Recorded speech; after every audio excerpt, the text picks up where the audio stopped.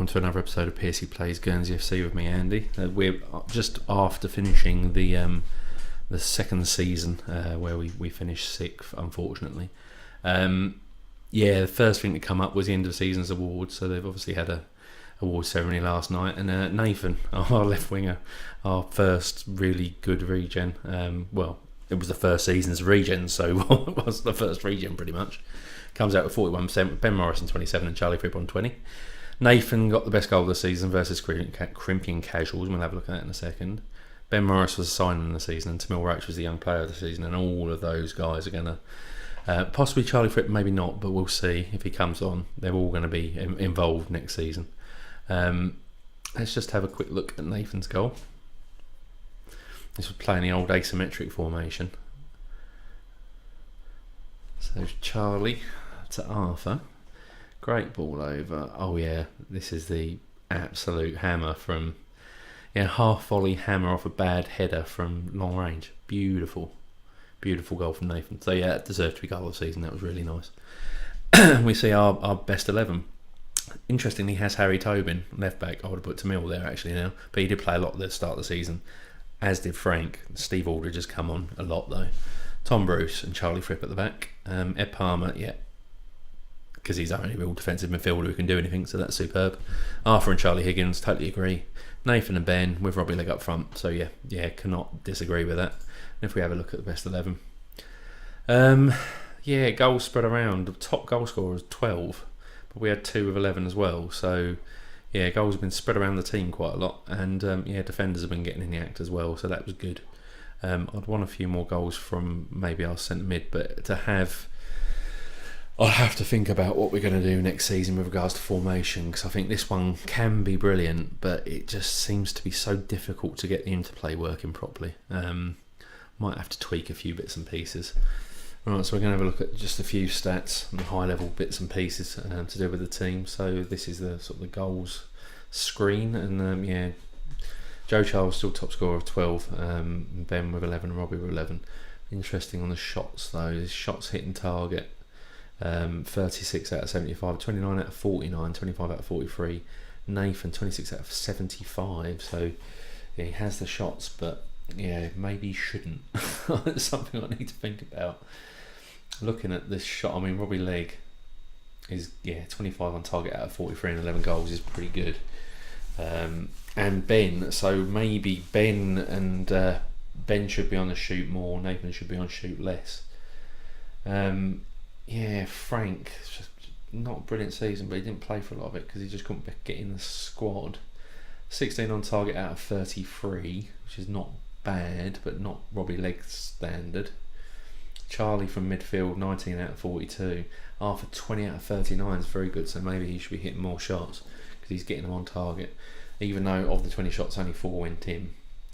So yeah, that's an interesting one to look at. And if we have a look at general play, and I'll drag this over so we can have a look a bit more. Arthur Warren is the passing king, over 2,000 passes out of 2,400. Charlie Fripp at right back, second. He tried as many, almost as many passes, but made 280 or less. So that's interesting. Maybe he shouldn't be passing so much, and he made quite a few mistakes on that. Our defenders there, Tom and Ed and Harry, are all high up in the passing, with Charlie Higgins from central midfield next. So that's an interesting one. We've only got 6 goals from mistakes, which is brilliant, I think, because you could honestly see a lot more than that in previous saves. But yeah, Charlie and Harry, our left and our right backs, the most mistake ridden. Arthur, 41 mistakes, but he has passed so much more than most of the rest of the team. With just defensive mistakes. I mean, some players haven't made many mistakes at all, but yeah. Headers, Tommy Bruce obviously centre back. That's 242 out of 333 is not too bad. Arthur actually, interestingly, 133 out of 149 attempted. Frank, not brilliant, 116 out of 231. Joe, sort of okay. Charlie Fripp, 95. Ed Palmer is the best there, 95 out of 124. is pretty commanding. Steve is pretty commanding. He's going to be playing a lot more next season. So aerially, with Steve and Tom, we should be pretty good. I say should be pretty good. Yeah, I mean, Tamil's 62 out of 90 compared to 116 out of 231 for no, it's Harry, isn't it? 64 out of 119. So Tamil was a better header of the ball. Yeah, that is really interesting. So I think Tamil's going to be our starting left back definitely next season. Have we got any real stand? Ben 21 out of 30, no 35 out of 114. Keep the ball on the floor because you can't header, and Robbie Legg can't either. So there's no point in putting the ball high to him. So yeah, it'll be low crosses only if Robbie Legg's playing. Any standout good ones from the lower rankings? Not really. No, not so much. So yeah, crosses completed out of crosses attempted. So Nathan did complete 61 out of 358 attempted. It shows how hard it is to get crosses to work in this game. It's almost like, is there a point? And that's unfortunate because then you end up not playing your left and right wings because there's no point in having them if they're going to cross. You want them players inside forwards dipping inside all the time. So what I might do is have Nathan and Ben, just trying to get inside. Crossing doesn't seem to be worth its while really. Nathan every now and again, but I wouldn't tell him to cross more because there's no point anymore. Yeah, that is quite shocking how bad that was. And discipline, you can see who played the most games. So Tommy Bruce, 46, almost ever present. 19 tackles, 1, I think that is, isn't it? 28 foul. That's 19 tackles in a... Seriously, that is shockingly low. So let's have a look at tackles won. So Ed Palmer has 105 tackles won out 27 games, 4 as a sub, so he's doing 4 a game pretty much. Charlie Fripp is less than 1 a game. Frank Tobin is just over 1 a game. That is so low. I know that I have it as stay on feet, which might make a difference. I might have to think about taking them off stay on feet. It's been brilliant because we don't have people sent off really, but it might be to our detriment. I mean, fouls, only 81 fouls all season as the highest, which is more than twice anybody else. And Joe somehow is quite a dirty player when it comes to leaving fouls and leaving his leg in most probably. But yeah, if we look at the yellow and red, I mean, Ed Palmer with 10 was the highest, and we've got some 8. We only have 3 reds all season, Steve Arthur and Frank. So, I mean, that's brilliant. I mean, if you're not losing players to red cards, that's superb. But yeah, some interesting thoughts there. Don't bother crossing the ball because you can't in this game. Ed Palmer is just a bit of a giant in defence. He had 10 yellows from 81 fouls, but yeah, Ed Palmer is a giant in defence, and we have Steve and Tom in the centre back areas can header very well. So yeah, I've definitely got ideas for what we're going to do next season, who we're going to bring in and who we're going to let go, shall we say. Right, so initial budgets are set. 5.25k a week, which is up considerably. How we're going to fund that, I don't know, but it will be interesting to find out. Nice to see that we've got another new kit sponsor deal that's twice what it was beforehand. 15k and down from 7, up from 7.5. So that's another good sign that we're progressing. Yeah, another interesting news item came up with regards to where Guernsey sits with regards to his reputation in the game. So I brought it up and it said it remained stable. If we look at it's actually dropped slightly somehow, don't know how. But it's interesting to see where we are. I know it's just in game and it's a very bit spurious, but yeah, more actually rated higher than AFC, or the reputation. Can't even say it. Reputation is higher than AFC at Russian and Diamonds, which is quite interesting. But we do have teams in leagues lower than us that have got higher reputation. I mean, going quite a way up there. Plymouth, Evesham, for instance, are a division below us or a tier below us, and they have a higher reputation. But yeah, it's thought it's interesting. And also we've had another 70,000 pumped into the club, I think it was. Where is it? Oh yeah, cash injection, another 70,000. So I mean, that takes it totally to about 150,000 since the start of the game. So yeah, just thought I'd bring that one to you. So the first big change, we've moved leagues. We're going to be in the Evo Stick Southern with all the teams from the southwest. So your Gosports, your Froomes, your Dorchesters, your Truros, your Kings Lanleys. So we're no longer in the Bostik Prem. So with regards to in real life, if this were to happen, we'd be in stuck because Guernsey always flies into Gatwick for their away games. So we'd need to have a look as to if we could fly into, say, Bristol or Southampton, which I think is going to be a route that's opening up. So I'll have a look at that off cam and I'll report back to you. But also, just seeing the season's expectations coming up. They're just still only interested in avoiding relegation. It's really interesting. But we've been given a wage budget, 5,300, where we're only spending 3,800, and it's going to be a lot less than that, hopefully, this year. So it's good that the wage budgets are going up. There must be a feeling that we could, possibly go forward in this save. I'm just going to confirm that because I'm fine with those expectations, and if we're going bust and wide open, and that's superb. That's quite interesting that we've been moved. What the hell? Okay, so we've already got a game switched in 2021 because there must be a ground share between Hendon and Edgware. So if we just have a quick look at schedules. So this is our schedule.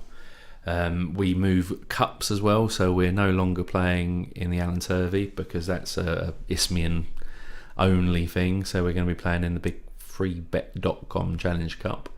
I don't know what to make with that because obviously I've got no history with any of these teams. Well, I might have history with some of these teams through cups, but that's it. So yeah, we're in effectively a new league. Same tier, but we're in a new league. So we'll go from there, and we start on the 1st of August. So yeah, interesting all round. Yeah, so looking at the possibilities of flying out Guernsey, we do have Bristol and we do have Southampton. So if I were to put Bristol in, and if we look at, say, 13th of April maybe, and coming back on the 13th of April, let's have a look if we can find some flights. And it is one flight out, one flight back. Unfortunately, it looks like we'll always have to overnight. So there's a 6:50 in the morning flight from Guernsey. If we get into Bristol at 7:45, you're going to be able to get anywhere pretty much. There's always the opportunity to use the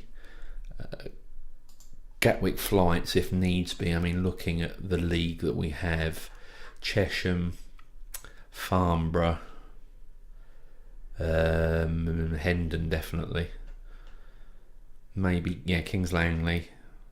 There's definitely some Met Police. There's definitely Staines as well. Obviously, there's the opportunity to go into Gatwick, but you've got your Weymouths, your Western-super-Mares, your Swindons, where Bristol's most probably going to be an easier flight in. We've also got some weird ones in our league as well because of the way the database works. Knaresborough is up in Yorkshire, I believe. Farsley Celtic is a northern club as well, I believe as well. So yeah, doesn't solve for everything, but does solve for the majority of the games in. Yeah, so the 30th of June is here, so we're going to have a look at the levers from the club. Look at the staff first. So we lost our assistant manager Kevin Gibbons to Bournemouth to be the manager. They're in the Sydenham's Wessex 1, so they are tier 10. But yeah, he's gone for manager on the 6th of June.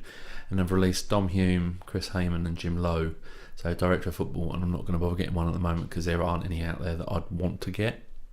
Goalkeeping coach because he wasn't very good really, and scout likewise. So I brought in another assistant manager, Tom Smith. Relatively good across the board apart from fitness, but then I picked fitness up because my fitness ranking is really quite good, like 13 I think. but has good dish judgment of ability and potential. So yeah, that's cool. And then I brought in a coach to fill in where Colin Fillets has. He was a fitness coach and he's retired. And if we have a look at him again, solid. I'm bringing in coaches, etc., only if they're on the professional, fairly professional, or resolute sort of spectrum of personalities as well. Try and get really sort of ingrain that into the club. If we have a look at the staff the players that have been released, then there's been a ton of guys released. A lot of youngsters, people you might recognise from the saves: Tom Delamere, Jamie Dodd, Tom Bearwish never really made it. Frank Rosenwald,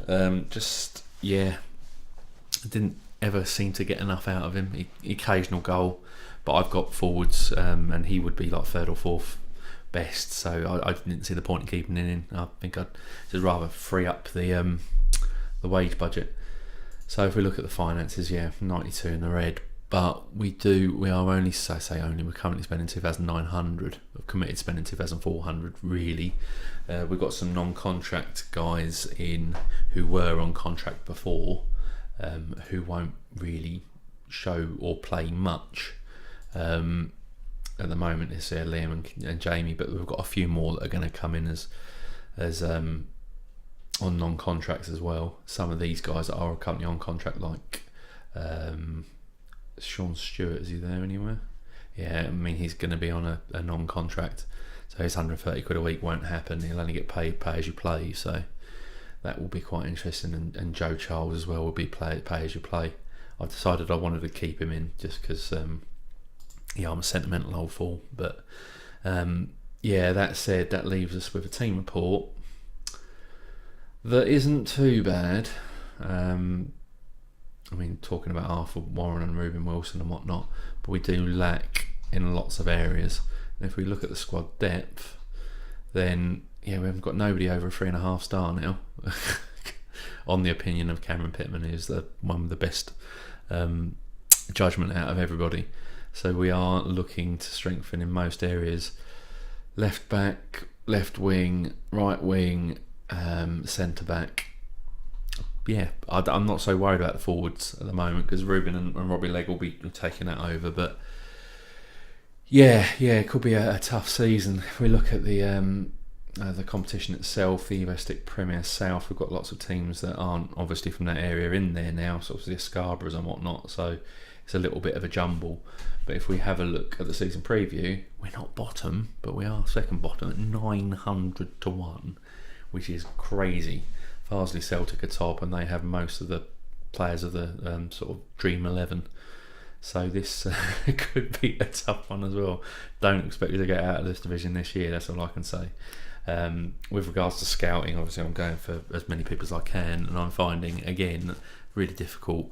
They won't come to Guernsey because we're too far away, or we don't match their aspirations, the sort of players that we want to take. So I will continue on and keep you informed. So we're in mid-July. I thought those finals in our level for the promotion to the Vanarama would have been played sort of at the end of June, and Bishop Stortford, who pipped us at the last day of the season, lost in their playoff final to Basford in extra time as well, which is a real kicker. And Matlock beat Farsley Celtic, who are in our division. So and if we go back another round, you also see I think it was Weymouth who are in our division as well. So it's going to be really tough this season, I think. If we take a cruise around the results from last season, you can see Liverpool won 97 points.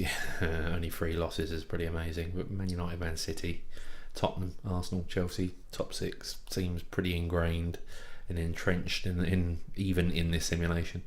With Blackburn, Aston Villa and Middlesbrough all dropping down, so I reckon they must have all been promoted last season. It shows how tough it is to stay in.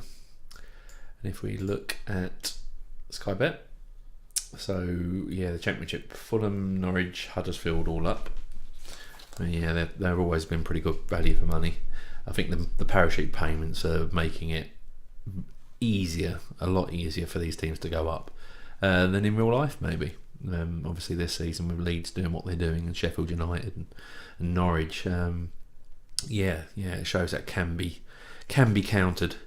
We have Burton, Rotherham and Portsmouth all dropping down. I think Portsmouth would have been promoted in the 18-19 or from the 18-19 season as well, so again shows how difficult it is to stay up in these leagues.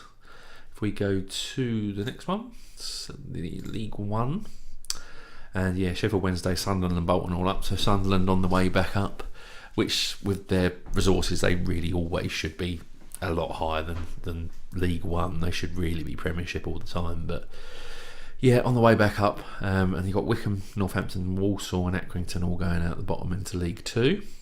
If we look at League Two, Coventry, Lincoln, Rochdale and Morecambe go up. I think it's good to see Coventry with a little bit of a resurgence to get back to where they once were. Lincoln obviously missed out last season, so good for them as well. Let's just see if who they've got for managers still. So they've still got the Cowleys in there, I think, which is really good. I thought they might have been picked up, or at least Danny would have been picked up by a high league club by now, but obviously not. And Forest Green and FC Halifax on the way back out. It's a shame. I thought Forest Green looked a lot better than that, but obviously not. And if we go to the National League, Chesterfield, a big club, have gone back up into the league. We played them last season in the FA Trophy. I think we only lost 1-0 as well, so not a bad result there. Salford going up this time with all the money behind them, with Eastleigh, Dagenham and Redbridge, Torquay and Dulwich Hamlet all dropping down.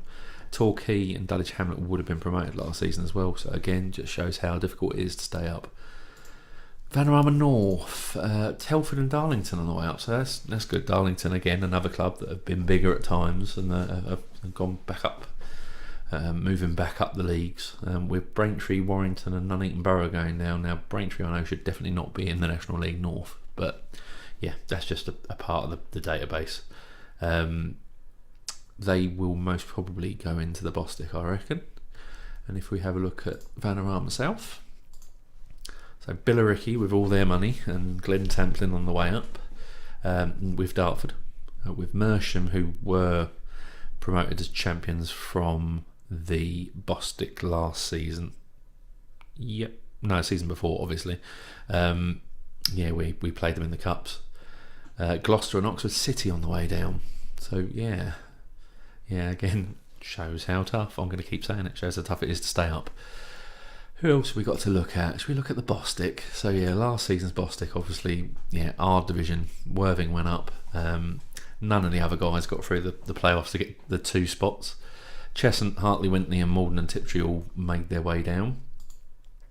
The Evo Stick, Boston and Matlock have gone up. North Ferriby United, news recently obviously of their folding, which was a massive shame. In real life, Stalybridge, Celtic and Tadcaster on the way down.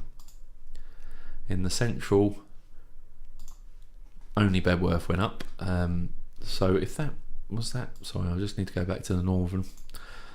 So they had one of the playoff, obviously playoff winners. Matlock went up. In the Evo Stick Southern Premier, Bedworth went up, or Biggleswade, Colville and Redditch down. And in our division this season, Basingstoke and Basford went up. So Farsley, Celtic, Weymouth, Scarborough, they're all still about. They shouldn't be in this league. Scarborough certainly shouldn't. Farsley shouldn't. But with Taunton, Beaconsfield and Wimborne on the way down. Now, Taunton, I believe we got Joe Charles from. So I think he would have been the league below at that point, so they've obviously come up at some point as well and gone straight back down again. And let's just have a quick look at the Essex Senior for hashtag who didn't go up. So that's quite interesting. I've seen lots of different saves, people putting on Twitter and on mainly on Twitter, that hashtag do tend to go up relatively quickly up the leagues, but they haven't this season. So interesting. So that was just a little pass through the leagues from last season.